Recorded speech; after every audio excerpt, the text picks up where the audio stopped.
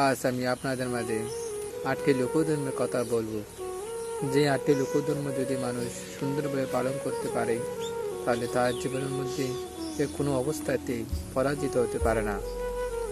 সেই 8টি লোকধর্মগুলো হচ্ছে লোভ, অলোভ, নিন্দা, প্রশংসা, সুখ, দুঃখ, লাভ, অলাভ।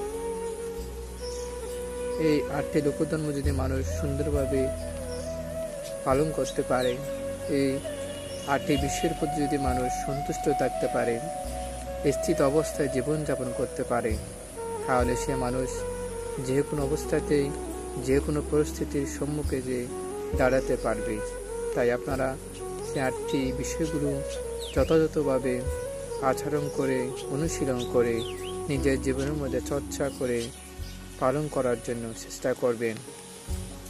ধন্যবাদ।